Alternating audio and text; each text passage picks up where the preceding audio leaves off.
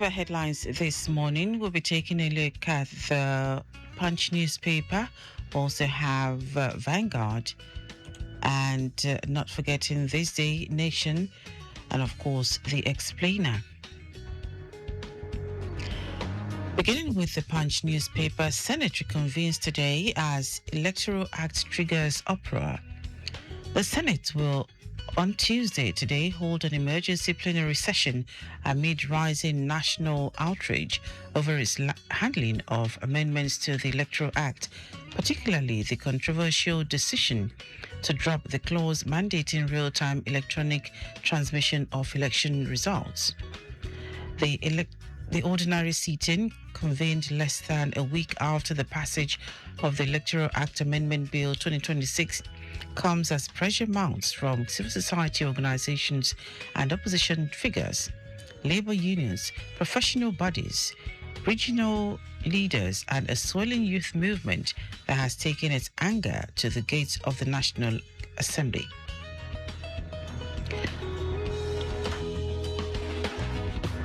Over 75 million Nigerians face retirement without pensions. More than 75 million Nigerians working in the informal sector are likely to retire without any form of pension or retirement savings.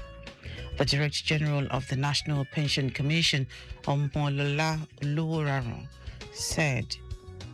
The PENCOM DG stated this on Monday in Abuja while speaking at the presentation of a licensed accredited pension agent certificate to Awaba, the first company to be accredited under the Commission's new pension agent framework.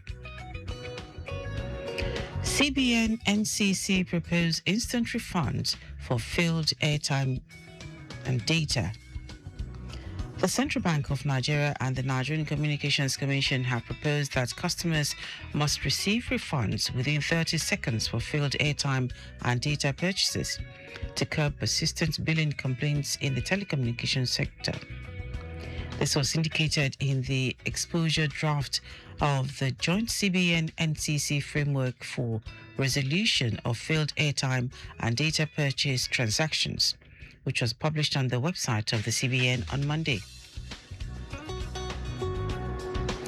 Africa sits on $29.5 trillion mineral wealth, AFC report. A new study released by the Africa Finance Corporation has indicated that the continent holds an estimated $29.5 trillion in mine site mineral value, representing about 20% of global mineral wealth, yet captures only a fraction of the economic value embedded in this endowment. In a statement on Monday, the AFC, which supports infrastructural and industry investments on the continent, said that the report reframes the mineral sector through an African development lens, placing industrialization, infrastructure, and long-term regional demand at the center of mineral strategy. Nigerians in South Africa threaten protests over killing of compatriot. The Nigerian community in South Africa has threatened to embark on a protest to demand justice for a Nigerian national, Emeka Uzo, who was reportedly shot dead during an anti-drug operation in Gauteng, the suburban region of Johannesburg. Uzo was reportedly killed at about 3 p.m. on February 8, 2026 at a garage in Windsor East, Randburg, a suburb of Johannesburg. In a statement published on its website and seen by the paper on Monday, Action SA confirmed that the shooting occurred during an anti-drug raid. We move on to the Vanguard newspaper. NAFDAC uncovers death warehouses in Lagos. The National Agency for Food and Drug Administration and Control, NAFDAC, yesterday uncovered what it described as one of the worst counterfeit medicine operations in recent years, seizing over 10 million doses of fake and banned drugs hidden inside warehouses in Lagos State. Briefing journalists in Lagos, NAFDAC's Director of Investigation and Enforcement and Chairman of the Federal Task Force on Fake and Substandard Products, Mr. Martins Iluyomade, said the discovery followed intelligence from a training meeting held on February 3 on suspicious activities around the trade fair and Navy area. Appeal court upholds Natasha's suspension, says the Senate acted within its powers. The Court of Appeal sitting in Abuja on Monday held that the Senate acted within its powers when it suspended the lawmaker representing Kogi Central, Senator Natasha Akpoti-Uduaghan, for misconduct.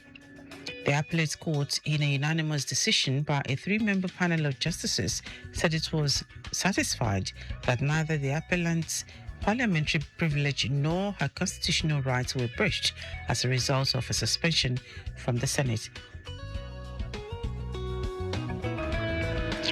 And from this day newspaper, Tinubu, terrorism giving Nigeria sleepless nights will overcome them all. Beg your pardon, Tinubu, terrorism giving Nigerians sleepless nights will overcome them all.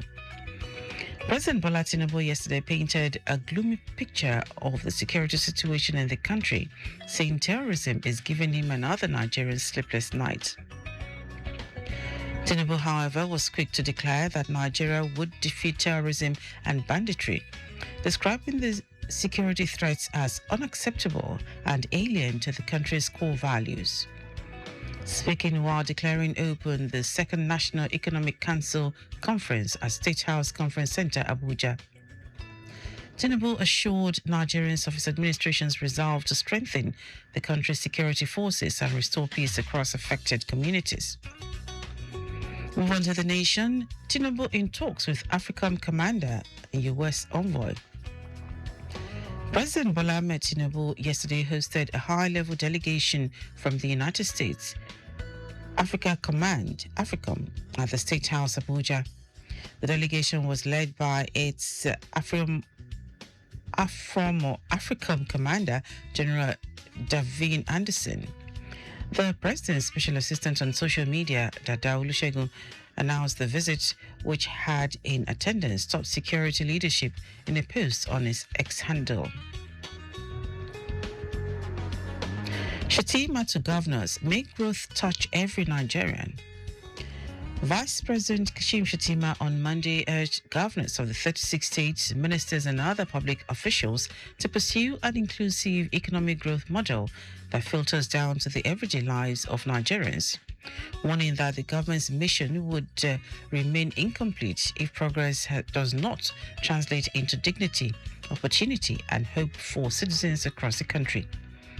Shettima spoke in Abuja while delivering the keynote address at the opening of the National Economic Council Conference, a two-day retreat of governors and key stakeholders aimed at strengthening national economic coordination and accelerating the inclusive growth. And now, we'll take the last one from the explainer. NOA assures NFF of sustained promotion of Nigeria's image through sport.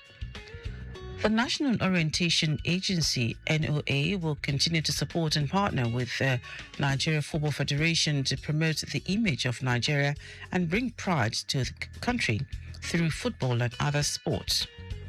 The Director General of NOA, Malam Lanre Issa Onilu, gave this assurance when a delegation led by the President of the NFF, Alhaji Ibrahim Musa Gazelle, visited the NOA headquarters in Abuja on a thank-you visit.